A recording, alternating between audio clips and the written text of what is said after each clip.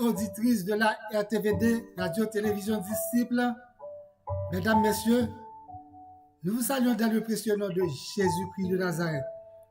Nous allons aujourd'hui faire la lecture et prêcher la parole de Dieu du livre des Hébreux, Hébreux 11, versets 24 et 25.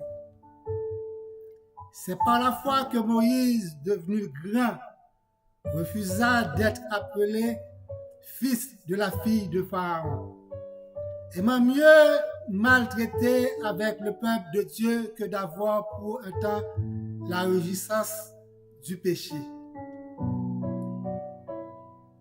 Moïse, fils aimé, adopté, élevé, éduqué, grandi, instruit par la fille de Pharaon qui le traita comme son propre fils. Moïse, première adoption dans toute l'histoire de l'humanité. Moïse, l'un des hommes les plus importants que la terre ait connu après Jésus-Christ. Moïse, un jour, qui pourrait prendre la gouvernance comme Pharaon. Moïse, prince préparé pour l'héritage. Mais, par la foi, Moïse, devenu grand, refusa d'être appelé fils de la fille de Pharaon, parce qu'il voulait venger ses frères. Bien-aimé, il voulait venger ses frères d'une façon ou d'une autre. Il faut passer quand même à l'école de Dieu quand on a un appel. Ne sois pas pressé, Moïse. Ne sois pas à l'avance de la volonté et le temps de Dieu. Ne sois pas un fanqueur. Dieu a commencé, laisse-le finir. Celui que Dieu va emmener plus loin, il le descend plus bas. Celui que Dieu va emmener plus loin, frères et sœurs bien-aimés, il le fait passer dans un malaxeur ou dans un moule. Celui que Dieu veut emmener plus loin, il passe avec lui dans le sentier de la justice.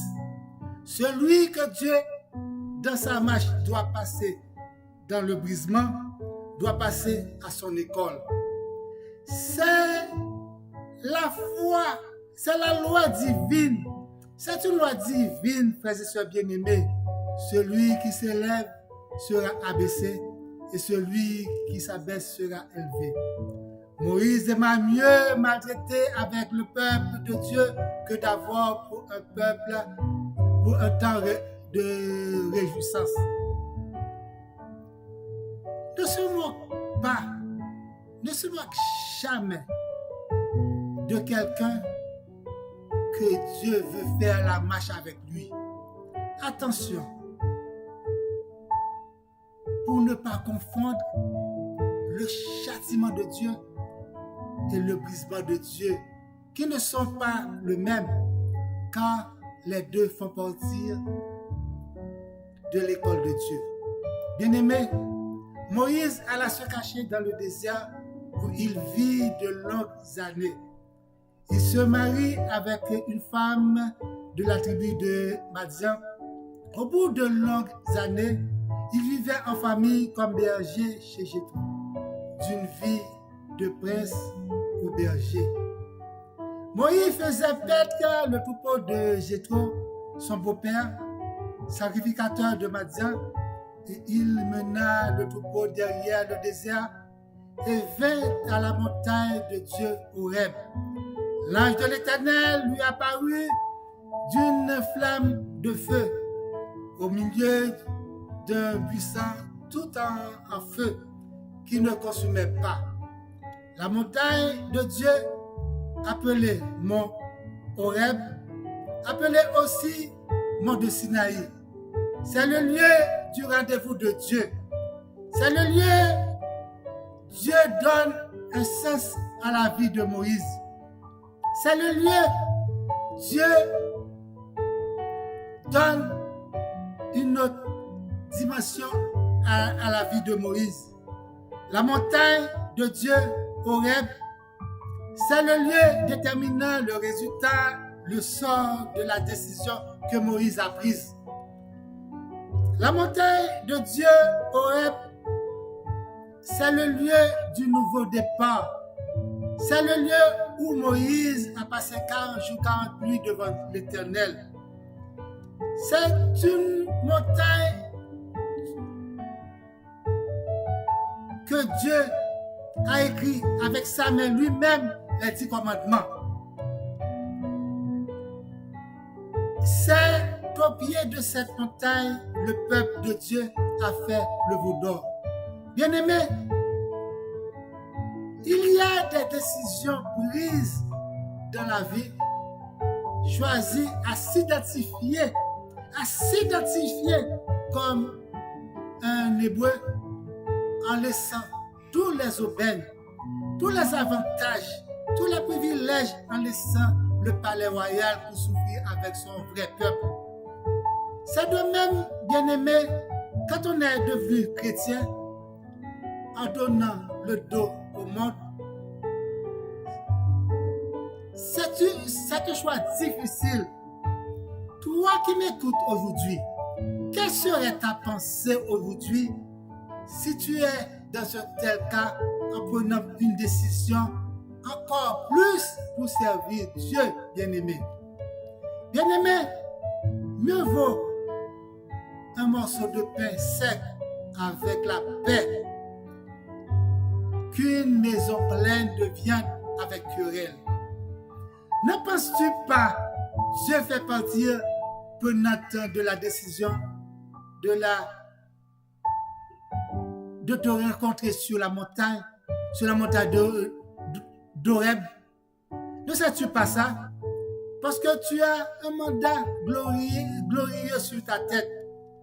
Réveille-toi, bien-aimé. Bien-aimé, réveille-toi. Si tu croyais tout perdu, détrompe-toi. Dieu va déterminer ta réelle mission parce que ce n'était pas avec ta volonté, ta réelle volonté, mais c'était plutôt le chemin du brisement Dieu a tracé. Bien-aimé, comme Moïse aimant mieux maltraiter avec le peuple de Dieu que d'avoir pour un temps la jouissance du péché, Dieu va te donner une nouvelle orientation à ta vie. Dieu va te donner une nouvelle direction à ta vie.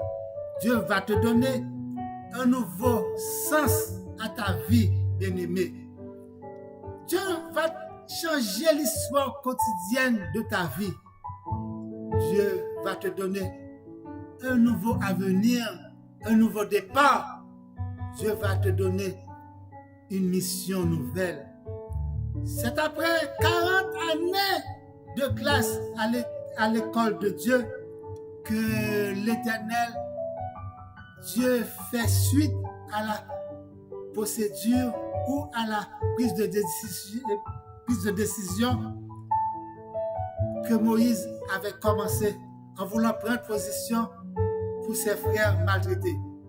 L'Éternel dit: j'ai vu la souffrance de mon peuple qui est en Égypte, et j'ai entendu les cris que lui font pousser ses oppresseurs, car je connais ses douleurs. Je suis descendu pour le délivrer de la main des Égyptiens et pour le faire monter dans un bon et vaste pays, dans un pays où coule le lait et le miel. Voici, les cris d'Israël sont venus jusqu'à moi.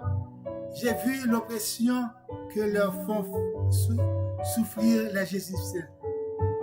Maintenant, va, je t'enverrai auprès de Pharaon et tu feras sortir d'Égypte mon peuple, les enfants d'Israël. C'est de même la position que tu avais prise, le rendez-vous est classé à Horeb pour fixer ta destinée, frères et sœurs bien-aimés. La décision que tu avais prise, le rendez-vous, c'est le rendez-vous. Le rendez-vous est placé à la montagne de Dieu pour la décision que tu as prise. L'argent facile que tu as refusé. Le rendez-vous est classé, oui, sur la montagne d'Oreb pour toi aujourd'hui. La rencontre que tu n'as pas acceptée, le rendez-vous est placé pour vous. À Horeb, frères et sœurs bien-aimés, tu auras une réponse, tu auras le dernier mot de Dieu. Le mariage que tu as refusé, le rendez-vous est sur la montagne de Sinaï. Le voyage que tu as rejeté, le rendez-vous est sur la montagne de Dieu. Et là, tu sauras quel chemin l'Éternel Dieu voulait faire avec toi. Tu sauras quelle chose que Dieu a serré pour toi et a mis de côté pour toi. Tu sauras bien, frères et sœurs bien-aimés, ce que Dieu t'a réservé. Et il te dira,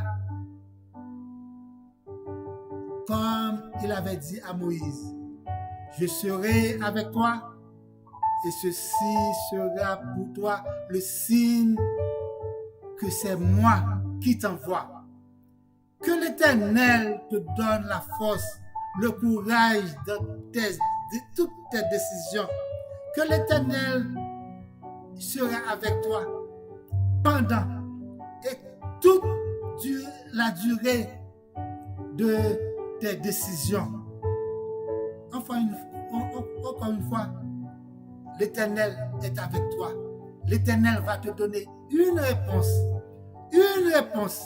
pour la décision que tu as prise. La décision est dure. Oui, quand on est devant un choix pour prendre une décision, si tu dois laisser ton aise pour prendre une décision pour Christ, pour accepter Jésus-Christ comme ton sauveur personnel, c'est une chose qui est très difficile de prendre une telle décision. Mais Dieu sera toujours avec toi. Dieu sera toujours avec toi dans tes bonnes décisions. Dans tes bonnes décisions, Dieu sera avec toi. Prends des décisions pour Christ aujourd'hui, frères et sœurs bien-aimés. Prends des décisions car Dieu